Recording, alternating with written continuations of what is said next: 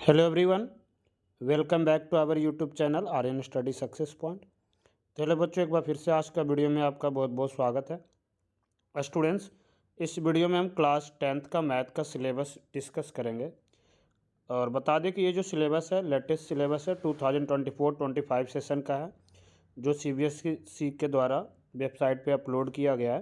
तो आप लोग वहाँ से जाके सिलेबस को डाउनलोड भी कर सकते हो। लास्ट में आपको हम बता देंगे या तो फिर डिस्क्रिप्शन में लिंक भी दे देंगे, आप वहाँ से भी डाउनलोड कर सकते हो। तो यहाँ पे हम आपको डिटेल में बताएंगे कि कौन सा चैप्टर कितने मार्क्स का आ रहा है, कौन सा चैप्टर ज़्यादा इंपॉर्टेंट है आपके लिए, किस चैप्टर में क्या क्या पढ़ना है।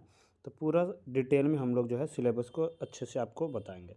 तो सबसे पहले आपको बता दें कि जो आपका फर्स्ट चैप्टर है नंबर सिस्टम, चैप्टर का जो नाम है स्टूडेंट्स आपका वो है नंबर सिस्टम, यानी कि यूनिट फर्स्ट नंबर सिस्टम, जिसमें आपका एक ही चैप्टर आ रहा है रियल नंबर, जो कि आपका 6 मार्क्स का है। ठीक है स्टूडेंट्स, इसमें जो मोस्ट इम्पॉर्टेंट चीज़ जो आपको पढ़ना है √3 irrational number, √2 √3 √5 irrational number prove करना। 90% चांस होता है कि एग्ज़ाम में हमेशा ये आता है। उसके बाद या तो आपको HCF into HCF equal to product of two number, ये आपको करना है। ठीक है, ये वेरिफिकेशन या कभी HCF और LCM में से कोई एक चीज़ दे देगा। HCF दे दिया, 2 नंबर दे दिया, LCM निकालना होगा, या तो HCF LCM दे देगा, 1 नंबर दे देगा, अदर नंबर निकालना होगा। उसके बाद या तो फिर 2 क्वेश्चन और इम्पोर्टेंट हो जाता है एक्सरसाइज आपका 1.1 से, जो है आपका शायद 5 और 6 क्वेश्चन होगा मे बी न्यू बुक में। उसमें जैसे 4 पे पावर n, 6 पे पावर n जो है इसका यूनिट डिजिट 0 से एंड करेगा या नहीं, ये आपको प्रूव करना है। या तो फिर ये प्रूव करना है कि कंपोजिट नंबर है या नहीं। ठीक है, जैसे आपका जो 6 क्वेश्चन है तो ये काफ़ी ज़्यादा इंपॉर्टेंट है। तो ये 3-4 टॉपिक्स आप लोग लेके पढ़ोगे, आपके 6 नंबर एग्जाम में पक्के हैं। तो आई होप कि फर्स्ट चैप्टर में आपको क्या क्या पढ़ना है समझ में आ गया होगा। नेक्स्ट हम बात करते हैं स्टूडेंट्स सेकेंड यूनिट का, जो कि अलजेब्रा है आपका, जो कि बेटा आपका सेकेंड यूनिट जो है बहुत इंपॉर्टेंट है, 20 मार्क्स का है। अब बता दें इसके अंदर स्टूडेंट्स चैप्टर जो है तो 5 चैप्टर है, चैप्टर 2, चैप्टर 3, चैप्टर 4, चैप्टर 5, यानी कि हम देखें तो हर एक चैप्टर का 5 मार्क्स का वेटेज है, जिसमें से आपका थर्ड चैप्टर और जो फोर्थ चैप्टर है इससे इम्पोर्टेंट हो जाता है एक 5 मार्क्स का क्वेश्चन बनना। तो आपका जो 5 मार्क्स का क्वेश्चन आ सकता है स्टूडेंट्स थर्ड और फोर्थ में से ज़रूर आ सकता है। और उसके बाद एक 5 चैप्टर से ज़्यादातर रेयर केस में 4 मार्क्स का आता है। ठीक है, यानी कि केस स्टडी इससे दे देगा, या तो कभी कभी 5 मार्क्स का इससे दे देगा आपका AP से। तो थर्ड चैप्टर से जो होता है वो फिर केस स्टडी आता है, यानी कि 5 और 4 9 मार्क्स का तो ऐसे जो है लेंथी क्वेश्चन, बाकी MCQ वगैरह आएगा कि एक का वैल्यू जो है वो निकालने के लिए आता है। ठीक है, इसमें से चैप्टर हम पढ़ाएंगे तो यहाँ पे डिटेल में आपको बताएंगे। तो सबसे पहले अगर जो हम बता दें कि आपका सेकेंड चैप्टर में क्या पढ़ना है, तो यहाँ पे आपको जो सेकेंड चैप्टर में पोलिनोमियल्स में जो है ज़्यादातर आपको जो है के की वैल्यू फाइंड आउट निकालना आएगा कि 1 0 दिया हुआ है, अदर 0 निकालना है, उससे आप के की वैल्यू फाइंड आउट कर सकते हो। उसके बाद या तो फिर जो बेसिक स्टूडेंट्स है उसमें आ जाता है find the zeros of polynomial and verify the relationship between them, या कभी कभी ये होगा कि 2 जीरोज दे रखा होगा alpha and beta and polynomial जो है वो निकालना होगा। ठीक है, जो एक्सरसाइज 2.2 का क्वेश्चन नंबर 2 है उस टाइप का। बता दें आपको कि चैप्टर 2 में आपका 2 ही एक्सरसाइज है, एक्सरसाइज 2.1 जो कि बहुत ही बेसिक है। ग्राफ आपको इस तरह से ग्राफ पे बना के दे देगा, जैसे ये है तो ये 2 पॉइंट पे टच कर रहा है तो ये क्वाड्रेटिक का है, यदि ये 3 पॉइंट पे टच कर रहा है तो ये क्यूबिक का है। ये किसका ग्राफ है इस तरह से आपको देगा, यानी कि ओके स्टूडेंट्स। और बता दें मेन जो है आपका 2.2, जो स्टैंडर्ड वाले बच्चों हैं उन्हें थोड़ा NCERT से क्वेश्चन हट के आता है। आपको बता दें वहाँ पे क्या होगा कि अल्फ़ा जीरो दे देगा, फिर वैल्यू निकालना आ जाता है find the value of alpha square plus beta square. या मोस्ट इंपॉर्टेंट क्वेश्चन होता है कि एक पोलिनोमियल है जिसका जीरोज अल्फ़ा और बीटा है, अदर पोलिनोमियल निकालो जिसका जीरोज 2 अल्फ़ा 2 बीटा हो, या 3 अल्फ़ा 3 बीटा हो, या फिर इस तरह से वैल्यू निकालना आ जाता है alpha upon beta plus beta upon alpha की वैल्यू फाइंड आउट करो। जब आपको हम डिटेल में बताएंगे, जब चैप्टर आपको हम कराएंगे तो ये सारे इंपॉर्टेंट क्वेश्चन आपको कराएंगे। तो आप लोग को बिल्कुल स्टार्टिंग से हमारे साथ जुड़ के रहना है, तो आप बिल्कुल अच्छे से स्टडी कर सकते हो और 95 प्लस जो हमारा टारगेट है वो आप लोग अचीव कर सकते हो। बस आपको मेहनत करने की रिक्वायरमेंट है, ज़रूरत है, गाइड हम करने के लिए तैयार है यहाँ पे। बात करें अब स्टूडेंट्स जो चैप्टर नंबर 3 का, तो चैप्टर 3 जो लीनियर इक्वेशन इन 2 वेरिएबल, यहाँ से आपको पढ़ना है कि एक unique solution, no solution, many solution, इससे के की वैल्यू निकालना आ जाता है। फिर ये ग्राफ ये जो लाइन है ग्राफ का, वो कंसिस्टेंट है या इनकंसिस्टेंट है, ये सारे डिटेल में पढ़ोगे और स्टेटमेंट का क्वेश्चन आ जाता है। तो कभी या तो ये 4 मार्क्स में या 5 मार्क्स में आता है। सिमिलरली इसी तरह से यानी कि, और इसमें बता दिया कि आपको जो अब नई बुक में है थोड़ा एक्सरसाइज कम गया है। पहले तो क्रॉस मल्टीप्लिकेशन मेथड भी आता था, अब 2 ही मेथड आता है, एलिमिनेशन मेथड से एक्स और वाई की वैल्यू निकालना, सब्स्टिट्यूशन मेथड से, दूसरा ग्राफिकली मेथड से भी आता है। ठीक है, तो ग्राफ से बहुत ही रेयर केस में पूछता है, ज़्यादा आपको वैल्यू निकालना स्टेटमेंट में दे देगा, आपको बोल देगा एक्स वाई की वैल्यू निकालो। क्वाड्रेटिक इक्वेशन में यहाँ पे आपको फार्मूला पढ़ना है चैप्टर 4 में, कि जैसे एक तो आप लोग मिडिल टर्म स्प्लिट करके चैप्टर 2 में सीखोगे जीरोज निकालने का। 4 चैप्टर में क्या होता है बेटा, यहाँ पे क्या होता है क्वाड्रेटिक इक्वेशन में, मान लो यही है जैसे x square plus 4x plus 2, imagine करो हम लिए, तो ये अभी हम इक्वल नहीं लगाए तो ये क्वाड्रेटिक पोलिनोमियल है, इक्वल टू 0 लगा दिया तो ये क्वाड्रेटिक इक्वेशन हो गया। तो इसमें जो x की वैल्यू होता है उसे हम लोग रूट बोलते हैं, और सेकेंड चैप्टर में जो x की वैल्यू होता है उसे जीरोज बोलते हैं। ओके स्टूडेंट्स, तो यहाँ पे आपको रूट निकालना आ जाएगा, बाय फार्मूला भी आप लोग कर सकते हो। फार्मूला एक्स का निकालने के लिए आएगा -b plus minus under root B square minus 4ac upon 2 है, ये फार्मूला लगा के आप लोग निकालोगे। एंड उसके बाद इसमें से मोस्ट इंपॉर्टेंट हो जाता है के की वैल्यू फाइंड आउट करना, यहाँ से भी आ जाएगा। जब आपको बोल देगा कि इसका इक्वल रूट है तो के का वैल्यू फाइंड आउट करो, तो काफ़ी इंपॉर्टेंट होता है। यहाँ से 2 मार्क्स का भी क्वेश्चन बनने का, 3 मार्क्स का भी, और 5 मार्क्स का भी। बहुत ही रेयर केस होता है जो 4 मार्क्स का केस स्टडी से नहीं पूछता, ज़्यादातर आपको 5 मार्क्स या फिर 2 मार्क्स और 3 मार्क्स का क्वेश्चन बनेगा चैप्टर 4 से। अर्थमेटिक प्रोग्रेशन बिल्कुल न्यू चैप्टर है आपका, AP जिसे हम लोग शॉर्ट में बोलेंगे। तो इससे ज़्यादातर रेयर केस में जैसे 5 मार्क्स का आता है तो एक केस स्टडी दे देगा, तो एक MCQ दे देगा, या तो सिर्फ ओनली एक 5 मार्क्स में क्वेश्चन। 2023 का अगर जो पेपर की बात करें तो यहाँ पे 5 मार्क्स में एक ही क्वेश्चन आया था। 2024 में जो अभी बच्चे दिए हैं उनमें भी एक क्वेश्चन आ गया था 5 मार्क्स में। ठीक है, तो इसमें से ज़्यादा आपको पहले बेसिक क्लियर करना ज़रूरी है, और जो लेंथी क्वेश्चन होगा 4 मार्क्स और 5 मार्क्स वाला, उसकी प्रैक्टिस करना बहुत ज़रूरी है। ठीक है, तो इस तरह से हमारा जो अलजेब्रा का पोर्शन है वो ख़त्म हो जाता है। काफ़ी ज़्यादा इंपॉर्टेंट है, वेटेज है अलजेब्रा का 10th क्लास में 20 मार्क्स का। हालांकि 9th में भी वेटेज था, 9th में हमारे पास 2 ही चैप्टर था, पोलिनोमियल्स और लीनियर इक्वेशन इन 2 वेरिएबल। यहाँ पे हमारे पास 4 चैप्टर है। उसके बाद हम आगे बढ़ते हैं, तो हमारा जो थर्ड यूनिट है स्टूडेंट्स, जो थर्ड यूनिट है जिसे यानी कि कोऑर्डिनेट ज्योमेट्री। ठीक है, तो जो कोऑर्डिनेट ज्योमेट्री है ये चैप्टर नंबर आपका 7 होगा। अभी बीच में बच्चे सोचेंगे 6 चैप्टर, तो 6 चैप्टर जो है ज्योमेट्री के अंदर है, ट्रायंगल, उसके बारे में भी बताएंगे। कोऑर्डिनेट ज्योमेट्री में आपका 2 ही एक्सरसाइज है, 7.1 और 7.2। ठीक है, एंड ये 6 मार्क्स का है, जिसका मैक्सिमम ज़्यादातर क्वेश्चन इससे बुक से ही पूछा जाता है। आप बस अच्छे से इसे पढ़ने की ज़रूरत है। इसमें 2-3 फार्मूला है, distance formula, section formula, mid point formula, और इसी से कॉन्सेप्ट से क्वेश्चन होगा।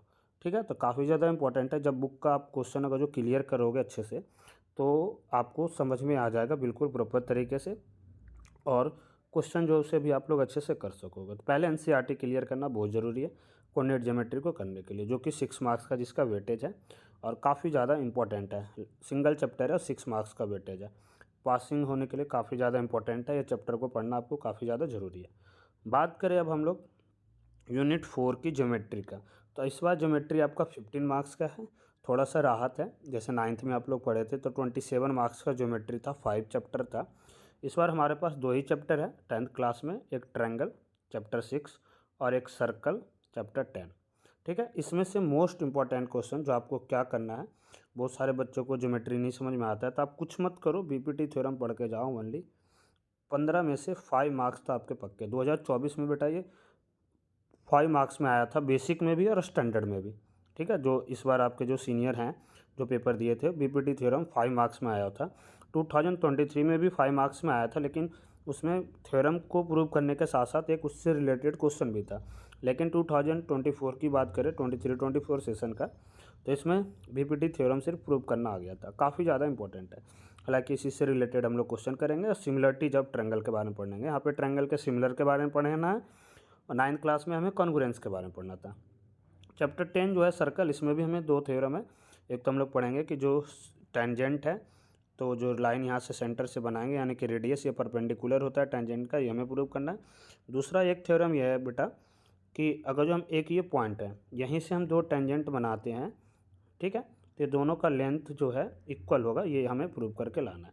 तो ये 10.1 और 10.2 थ्योरम है, दो ही एक्सरसाइज है, काफ़ी ज़्यादा अच्छा। इसका एग्जाम्पल नंबर 2 आपको बता दें 10 चैप्टर का स्टूडेंट्स, एग्जाम्पल नंबर 2 और 3 मोस्ट इंपॉर्टेंट है 5 मार्क्स और 4 मार्क्स के लिए, 3 मार्क्स के लिए, ठीक है। स्टैंडर्ड हो या बेसिक, बेसिक में 5 मार्क्स में आ जाता है, स्टैंडर्ड में 3 मार्क्स में आ सकता है आपका, तो काफ़ी ज़्यादा इंपॉर्टेंट है। इसके एग्जाम्पल सर्कल का तो आपको करके जाना है। हालांकि एक्सरसाइज 10.2 में जो 9th से लेकर के क्वेश्चन है, क्वेश्चन नंबर 9 से लेकर के आई थिंक 12 या 13 क्वेश्चन है मे बी, ठीक है, तो काफ़ी ज़्यादा इंपॉर्टेंट है। 5 मार्क्स का क्वेश्चन जब भी बनता है उसी से बनता है, ठीक है। या तो जैसे बीपीटी थ्योरम दे देगा तो आपको 5 मार्क्स से, फिर इसमें से 3-3 मार्क्स का क्वेश्चन आएगा सर्कल का। यदि ट्रायंगल से 3 मार्क्स का क्वेश्चन आ रहा है तो 5 मार्क्स में आपका सर्कल से देगा। फिर इस तरह से 50 नंबर का जो है आपका चैप्टर का वेटेज है और काफ़ी ज़्यादा इंटरेस्टिंग है। अच्छे से पढ़ोगे तो काफ़ी ज़्यादा स्कोरिंग चैप्टर है, मार्क्स भी मिलने का होता है, क्योंकि हमें इसमें कैलकुलेशन का ज़्यादा मिस्टेक होने का डर होता नहीं है। उसके बाद जो स्टूडेंट्स हम बात करें आपके लिए, जो मैक्सिमम बच्चों को 9th में आपके सीनियर जो हैं वो भी आपको काफ़ी ज़्यादा इसके बारे में बताए होंगे या डर लगता होगा आपको भी, जो है आपका चैप्टर यानी कि बात करें ट्रिग्नोमेट्री, जो यूनिट 5 है, जो 12 मार्क्स का है, ठीक है। तो इसमें देखो आपको नई बुक जो है जिसमें 8.1, 8.2 और 8.3 है, यानी कि 8.1, 8.2, 8.3। 8.3 का जो क्वेश्चन नंबर 5 है उसके अंदर जो 10 क्वेश्चन है ना वो काफ़ी ज़्यादा इंपॉर्टेंट है 5 मार्क्स के लिए। अच्छा ये भी बता दें बेटा तो कि आपको 5 मार्क्स में क्वेश्चन ट्रिगोमेट्री से आता है। कभी कभी ऐसा रेयर केस होता है कि 3 मार्क्स में दो क्वेश्चन दे देता है, 2 मार्क्स का एक दे देगा, एमसीक्यू दे देगा। अदरवाइज देखो चैप्टर का जो मार्क्स का डिस्ट्रीब्यूशन कैसे है ट्रिगोमेट्री का, तो हम बता दें इससे आपको एक 4 मार्क्स का क्वेश्चन है, आना ही आना है। या तो कभी कभी केस स्टडी नहीं देगा तो इससे 5 मार्क्स का देगा। मतलब 9 चैप्टर से आपको 2 नंबर 3 नंबर वाला क्वेश्चन नहीं आएगा, जब भी आएगा 5 मार्क्स या 4 मार्क्स में, ठीक है। और इसके अंदर चैप्टर 9 के अंदर एक एक्सरसाइज है, 16 क्वेश्चन एक्सरसाइज में, काफ़ी ज़्यादा इंपॉर्टेंट है। जब भी क्वेश्चन आएगा तो या तो कभी कभी बेसिक में सीधा एनसीईआरटी से उठा के दे देता है, स्टैंडर्ड में थोड़ा सा वही रहेगा, थोड़ा सा डिजिट और क्वेश्चन का कॉन्सेप्ट जो है वो चेंज करेगा, लेकिन अदरवाइज काफ़ी ज़्यादा है। तो पहले आपको एनसीईआरटी क्लियर करके चलना बहुत ज़रूरी है। यदि आप ये 16 क्वेश्चन का कॉन्सेप्ट क्लियर कर लिए ना तब एग्जाम में चाहे 5 मार्क्स में या 4 मार्क्स में आप ज़रूर कर लोगे। अब मान लो 5 या 4 मार्क्स में, तब या 7 या 8 मार्क्स बच गया तो उसमें से 3 नंबर का क्वेश्चन, 2 मार्क्स का क्वेश्चन और 1-2 एमसीक्यू आता है इसमें से, ठीक है। तो ये काफ़ी ज़्यादा इंपॉर्टेंट है। कभी कभी या तो ये 4 नंबर में या 5 नंबर में दे देगा, इस तरह से आएगा आपको। तो ये दोनों काफ़ी ज़्यादा न्यू चैप्टर ज़रूर है आपके लिए, न्यू मतलब नया चीज़ पढ़ना है, लेकिन अगर जो ध्यान से पढ़ोगे, आपके टीचर अच्छे से गाइड कर रहे होंगे, जो या जो बच्चे हमारे साथ पढ़ रहे होंगे जुड़ के, तो उन्हें बिल्कुल इस तरह से ईजी लगेगा, आपको पता भी नहीं चलेगा कि आप कब ट्रिगोमेट्री पढ़ लिया, कंप्लीट भी हो गया आपका। इस तरह से आपको क्लियर होगा। ओके नाउ अब हम लोग बढ़ते हैं मेंसुरेशन की तरफ। तो जो मेंसुरेशन है स्टूडेंट्स यानी कि यूनिट 5, इसके अंदर 2 चैप्टर है, chapter number 11 and chapter number 12। 10 chapter आपका उसके अंदर था ज्योमेट्री के अंदर। तो मेंसुरेशन के अंदर 2 चैप्टर है, एरिया रिलेटेड टू सर्कल, ठीक है, और एक surface area and volume. Surface area and volume की बात करें 12 चैप्टर, तो इसमें भी वही होता है, मैक्सिमम केस में 5 मार्क्स का क्वेश्चन इससे दे देता है, कभी कभी 3 या 2 मार्क्स में। 2 मार्क्स में तो क्वेश्चन नहीं के बराबर ही पूछा जाता है, ठीक है। आपको दोनों से आएगा, इसमें से एरिया रिलेटेड टू सर्कल से 2 मार्क्स का आ सकता है, ठीक है। इससे थोड़ा लेंथी क्वेश्चन ही आएगा, जो 5 मार्क्स वाला लॉन्ग क्वेश्चन जो है वही आता है। सरफेस एरिया एंड वॉल्यूम बिल्कुल 9th क्लास का कॉन्सेप्ट है। बस इसमें क्या होता है ना, इसमें आपको स्टेटमेंट में क्वेश्चन होगा 12 चैप्टर में, सरफेस एरिया एंड वॉल्यूम आपको समझना है और बनाना है। इसमें जब भी होता है असेंबल होते हैं, जो शेप होते हैं ना, एक से ज़्यादा शेप होते हैं। जैसे कि बोल दिया कि आप एक कैनोपी बना रहे हैं, कैनवा जिससे आप जो टेंट बना रहे हैं, तो ऊपर कोन है और बीच में क्या है, नीचे सिलेंडर है। अब बोला इसमें कितना तिरपाल की रिक्वायरमेंट होगा इसे बनाने के लिए, तो कैसे निकालोगे, तो पहले कोन का सी एस है और सिलेंडर का सी एस है। इस तरह से असेंबल इसमें होता है शेप। तो क्वेश्चन को समझना बहुत ज़्यादा इंपॉर्टेंट है। समझोगे डायग्राम बनाने का 1 मार्क्स इसमें मिलता है। क्वेश्चन समझ के अगर जो डायग्राम बना दिए ना फिर भी 1 मार्क्स आपको मिल जाएगा, ठीक है। तो काफ़ी ज़्यादा इंपॉर्टेंट है ये। उसके बाद बात करें हम एरिया रिलेटेड टू सर्कल, तो इसमें आपको बहुत ही आसान है, सिंपल एक्सरसाइज करना है और आराम से एक ही एक्सरसाइज है जो आपको करना है। और आराम से मार्क्स मिलेगा। ज़्यादातर केस में एनसीईआरटी से रिलेटेड क्वेश्चन आता है, area of sector, length of park, major sector, minus sector, ये सब का बताना होगा, इसकी एरिया वगैरह निकालना आएगा आपको। काफ़ी ज़्यादा इंपॉर्टेंट है, स्कोरिंग चैप्टर है।